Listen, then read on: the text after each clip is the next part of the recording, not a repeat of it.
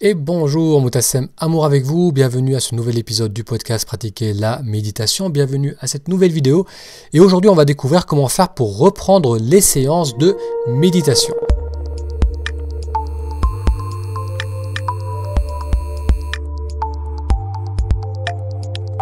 Cet épisode est en réponse à la question de Joe. Alors on va découvrir dans un instant sa question. Pour ceux d'entre vous qui regardent cet épisode en vidéo, au format vidéo, j'ai des lunettes. C'est la première fois que je porte des lunettes lors de ces vidéos. Alors ce ne sont pas des lunettes de vue, c'est des lunettes qui filtrent les rayons bleu-violet, la couleur bleu-violet qui sont émises des écrans d'ordinateur. Donc là je suis face à deux écrans. Ça nous protège de cette lumière, de cette luminosité qui arrive et qui est associée avec de la fatigue, parfois avec des maux de tête. Ça fait maintenant un peu plus d'un an que je les utilise et ça semble être efficace. Ça repose mes yeux. J'ai l'impression que ça... Au bout de quelques heures, si je passe trop de temps devant l'ordinateur, j'ai les yeux qui commencent à me piquer, qui s'assèchent, parfois des maux de tête. Et depuis que je porte ces lunettes, ça diminue grandement cette fatigue que j'ai au niveau des yeux. Donc encore une fois, ce ne sont pas des lunettes qui corrigent la vue, mais c'est des lunettes qui filtrent, qui empêchent les rayons bleu-violet, le spectre bleu-violet de percuter la rétine. Et c'est cela qui fait qu'on subit moins ces écrans. Donc j'essaierai peut-être éventuellement de faire un épisode sur ces lunettes, donc vous donner plus de détails, parce que je sais que vous êtes nombreux à travailler aussi face à des ordinateurs. Donc voilà, petite parenthèse fermée par rapport à ces lunettes, et on va découvrir la question de Jo. Jo est une formatrice qui a 55 ans, elle est à mi-temps parce qu'elle a des problèmes de cœur et d'arthrose, elle note être très sédentaire et elle note que je n'aime pas trop sortir. Alors elle a suivi une formation de 8 semaines de méditation il y a plus de 3 ans pour des problèmes d'anxiété. Et Jo note: je me sentais vraiment bien après la formation, mais depuis quelque temps, je m'endors lors de ma pratique. Je suis de nouveau fort anxieuse et j'ai de nouveau des tendances à la boulimie et je deviens insomniaque. Comment faire pour me remettre à avoir une bonne et régulière pratique de la méditation? Merci Jo pour votre question. C'est une question intéressante parce que c'est une situation qui concerne pas mal de personnes qui ont à un moment ou à un autre pratiqué la méditation.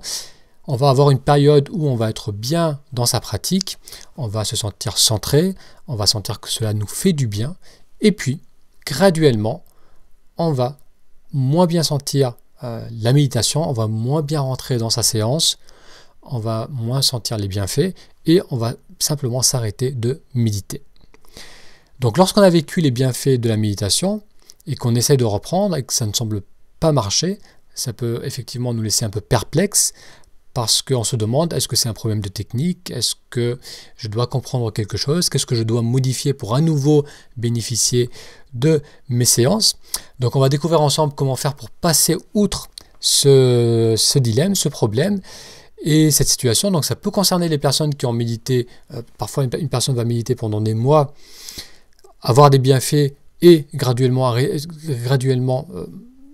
diminuer sa pratique pour arrêter, ou parfois c'est des personnes qui commencent tout juste, qui vont pratiquer pendant une semaine, ils vont commencer à ressentir des choses, ça va leur faire du bien, ils vont se sentir un peu plus connectés à leur corps, à leur respiration, et puis la semaine d'après, tout devient beaucoup plus difficile, les pensées deviennent beaucoup plus présentes, on est beaucoup moins concentré lors de sa séance, et très souvent, on arrête alors de méditer. Donc comment faire pour reprendre sa méditation lorsque on n'arrive plus? Donc là, dans le cas de Jo, elle s'endort lors de sa séance. Donc comment faire pour reprendre une pratique régulière et profiter des bienfaits de la méditation? Alors pour répondre à cette question, il y a trois fausses croyances, trois fausses idées qu'on entretient souvent et qui font qu'une reprise efficace est difficile. On va découvrir donc quelles sont ces trois fausses idées qui nous empêchent de bien reprendre la méditation. Alors la première de ces croyances, de ces misconceptions, c'est de comprendre que méditer, ce n'est pas un acte isolé. Parfois, on a l'impression que c'est la méditation seule, c'est 15-10 minutes, 20 minutes, 10-15-20 minutes, qu'on va passer à se recentrer sur soi-même, qu'on va passer dans une position immobile, au calme, à faire sa séance, qui vont qui vont nous transformer, alors qu'en réalité, la méditation, ça s'inscrit dans un tout, c'est affecté par ce qui se passe avant, c'est affecté par ce qui se passe après, notre état d'esprit, nos priorités, notre niveau de vitalité, notre niveau d'énergie, le stress auquel nous sommes exposés, tout cela, tout ce qui se passe dans notre quotidien, tout ce qui se passe dans la vie de tous les jours, va grandement affecter ces 15-20 minutes de méditation. Donc la première chose à réaliser, à comprendre, c'est que la méditation, cette séance de méditation n'est pas un acte isolé et ce n'est pas en changeant seulement cela qu'on va tout d'un coup se ressentir bien, qu'on va gérer l'anxiété, qu'on va pouvoir profiter à nouveau de ce sentiment de lâcher prise, de reconnexion grâce à la méditation, parce que la méditation, il faut aussi considérer tout ce qui se passe autour pour pouvoir pleinement en profiter. Ça, c'est le premier point à prendre en compte. Le second point à comprendre aussi, c'est que connaître les forces, les dynamiques qui régissent notre état ne suffit pas. Comprendre les choses, c'est bien. Avoir des prises de conscience, c'est important. Mais agir par rapport à cette connaissance, agir par rapport à cette prise de conscience, c'est tout aussi important. Il arrive que lorsqu'on commence à méditer, ou lorsqu'on commence à faire un travail sur soi, qu'on est exposé à certains livres, à certaines personnes, il y a des prises de conscience. Tout d'un coup, on comprend certains de nos fonctionnements internes, certains de nos mécanismes, on prend conscience que tiens, lorsque je pense à cela au futur, je ressens une certaine anxiété. Lorsque j'ai de l'anxiété, j'ai tendance à me juger. Quand je commence à sentir un certain mal-être par rapport à qui je suis aujourd'hui, j'ai tendance à manger excessivement, à faire de la boulimie. Donc on peut prendre conscience de cela. On comprend ce mécanisme, on comprend ces mécanismes, et lorsqu'on en prend conscience, très souvent aussi, on va agir dessus. Donc on va commencer à modifier notre façon de réagir, nos réponses habituelles à des situations données. On va commencer à mettre des transformations en place, et effectivement, en mettant ces transformations en place, on va se sentir plus détendu, on va se sentir mieux, on va se sentir plus en accord avec soi-même.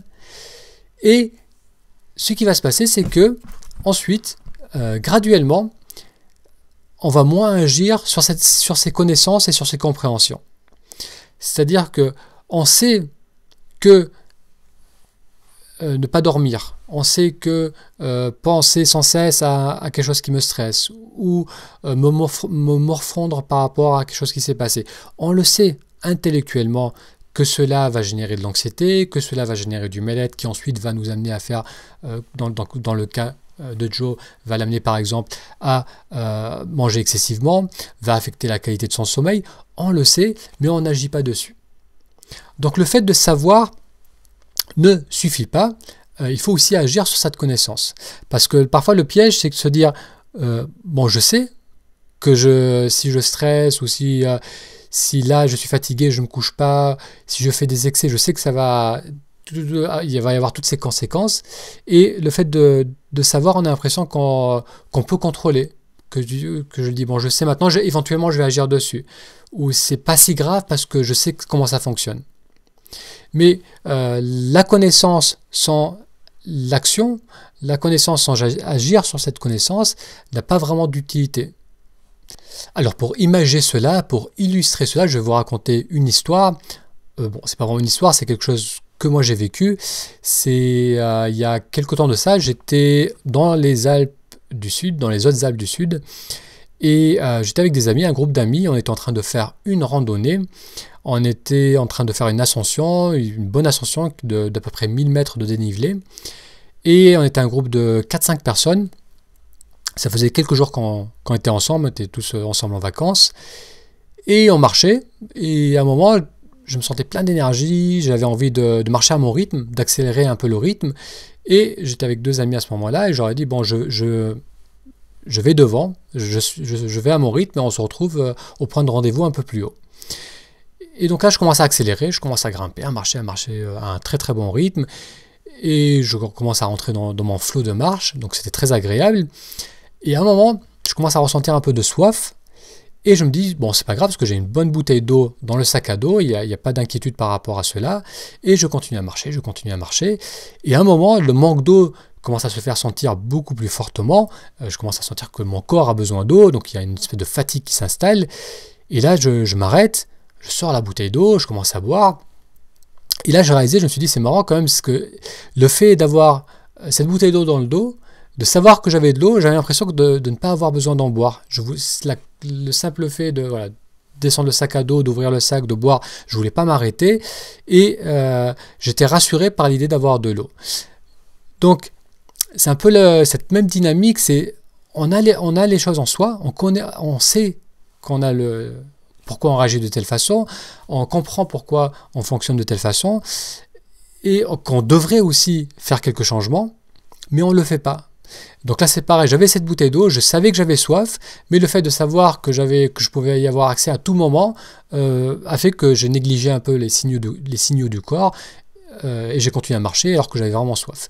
Donc là c'est pareil, parfois on continue à agir d'une certaine façon qui nous nuit, d'une façon qui va entretenir un certain mal-être, de l'anxiété, qui va nous déconnecter de ce qui est important. Pourtant, on sait ce qu'on a à faire, parce qu'on l'a déjà vécu dans le passé, on l'a déjà expérimenté, on a vu que ça nous a fait beaucoup de bien, mais on ne le fait pas parce qu'on a cette illusion que le simple fait de savoir, ça suffit. Donc ça, c'est le deuxième point à considérer, c'est que la connaissance sans action ne suffit pas. Savoir c'est bien, mais ensuite l'action c'est la matérialisation de cette connaissance, c'est la rendre réelle dans notre quotidien, et prendre conscience de cela va nous permettre de remettre en place des actions qui vont ensuite favoriser la dynamique dans laquelle on est et qui vont faire qu'on va revenir beaucoup plus naturellement à nos séances de méditation. Et ensuite, le troisième point à considérer, c'est qu'il n'y a pas de déclic à avoir. Donc là aussi, on est parfois dans une dynamique où, parce qu'on a eu ces prises de conscience, on se dit, qu'est-ce que j'ai encore à comprendre? Qu'est-ce que je dois changer? Qu'est-ce qui doit tout d'un coup se transformer en moi pour que je sois à nouveau bien, pour que je sois à nouveau centré, pour qu'il y ait à nouveau ce lâcher-prise, cette sensation de connexion, cette sensation de paix. Qu'est-ce que je peux faire? Qu'est-ce que je dois faire? Qu'est-ce que je dois comprendre pour pouvoir avoir cela? Alors qu'en réalité, il faut plutôt se concentrer sur se reconstruire les fondations, sur remettre en place ce qu'on sait déjà, qui a déjà fait ses preuves dans le passé. Donc ça peut être des choses très simples comme le fait de dormir, de ne pas regarder la télé tardivement, de prendre le temps de lire, de se coucher plus tôt, de bien récupérer, le fait de manger d'une certaine façon, le fait de ne pas se laisser embarquer dans les pensées, le fait de prendre le temps de se poser, de s'étirer, de faire ces séances de méditation. C'est en reconstruisant ces fondations qu'on va retrouver un mieux-être. Et c'est pas on essaie de comprendre quelque chose de nouveau. Parce que c'est seulement une fois qu'on a bien reconsolidé ce qu'on a déjà compris et intégré dans le passé, qu'on le remet en place au quotidien aujourd'hui, qu'ensuite, oui, on va peut-être comprendre de nouvelles choses, on va peut-être avoir de nouvelles prises de conscience. Donc ça, c'est vrai que c'est un cheminement qui ne s'arrête pas. On continue à approfondir notre connaissance de soi et ça fait partie du cheminement.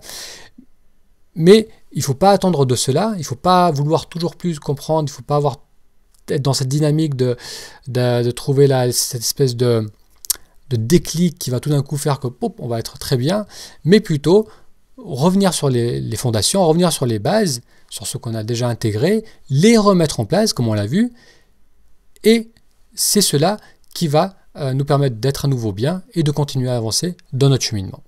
Alors pour récapituler ces 3 points, le premier point, c'est que il ne faut pas tout s'attendre de la méditation, de ces 15-20 minutes qu'on va passer. La méditation s'inscrit dans un tout, et c'est tout aussi important sur le fait de considérer tout ce qui se passe dans notre quotidien, tout ce qu'on peut changer dans notre quotidien.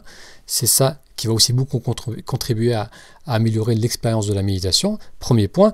Second point, réaliser que il faut agir sur ce que l'on sait et que le fait de savoir, ça ne suffit pas.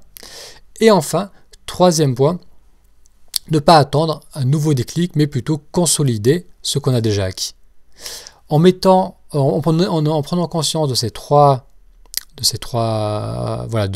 idées reçues, de ces trois fausses croyances, en les mettant en lumière, ça devrait vous aider, Joe, à reprendre tranquillement, sereinement vos séances de méditation, sans vous mettre trop la pression, parce que comme on a vu, c'est pas pendant ces 15-20 minutes que vous allez pouvoir tout transformer, mais graduellement, en remettant en place les bonnes habitudes, vous allez pouvoir profiter à nouveau de vos séances de méditation. Alors donc je vous invite à expérimenter avec ces informations, Joe, et toutes les personnes qui à un moment ont médité, aujourd'hui ont arrêté et aimeraient reprendre leur pratique. Donc essayez de mettre en place ces 3 points. Et si vous avez des questions, inscrivez-vous à la newsletter du blog Pratiquer la méditation. Vous pourrez me poser vos questions. Ça vous donnera aussi accès à un pack de méditation qui vous apprendra les bases de la méditation. Et je vous remercie pour votre attention et je vous dis à bientôt pour un futur épisode. Merci.